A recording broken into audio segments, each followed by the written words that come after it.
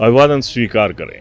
थोड़ी सी माफ़ी चाहूँगा, कैमरा से नज़रें मिलाने की अभी जो वक्त है वो नज़र नहीं आ रहा है, क्योंकि मेरी नज़र में एक ऐसा स्टेटस प्रोफेसर प्रेम कुमार धूमल का आ गया है जो कि बहुत कुछ बयान कर रहा है।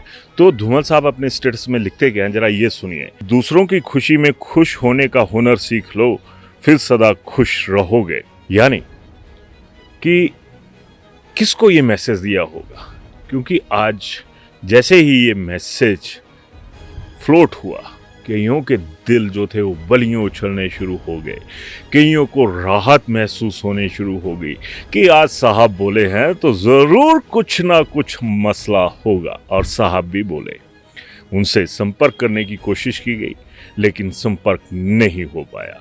खैर, कहने को तो कहा जा सकता है कि जी कुछ भी कह लीजिए, कुछ भी बोल लीजिए, लेकिन जब धूमल साहब ने बोला है तो इसका कुछ ना कुछ मतलब होगा। और जब ये तमाम चीज़ें हो रही हैं तो प्रदेश में एक चंद लफ्ज़ों का एक जो मैसेज है वो लोगों के लिए राहत की, एक कहें कि फुहारें तो छोड़ो, राहत की एक तरह से सुनामी लेके आ गया। सुनामी थोड़ा सा अलग शब्द हो जाता है, लेकिन बहुत बड़ी बात लेके आ गया। अब सवाल उठता है कि ये कहा किसके लिए। मैं एक बार फिर से भूल गया, मेरे को एक बार फिर देखना पड़ेगा। यहाँ पे वही है कि दूसरों की खुशी में खुश होने का हुनर सीख लो, फिर सदा खुश रहोगे। अब बीजेपी में कौन से ऐसे लोग हैं जो दूसरों की खुशी से खुश नहीं हैं? सबसे बड़ा सवाल तो यही है, क्योंकि सियासत से जुड़े हुए हैं धूमल साहब, तो बात भी हर लहजे में सियासी ही होगी। कोई उसे अन्य मसले के तौर पर नहीं सोचा जा सकता। और अगर ताज़ा माहौल को देखें तो बहुत सारे लोग ऐसे हैं सियासत के भीतर, अब भगवान सियासत के भीतर, जिनकी जो अभी कहें कि खुशियों के लिए, अपनी खुशी के लिए इतने आतुर हैं कि दूसरों की खुशी का किसी परवाह भी होती हुई नज़र नहीं आ रही है। हर किसी को अपनी परवाह नज़र आ रही है।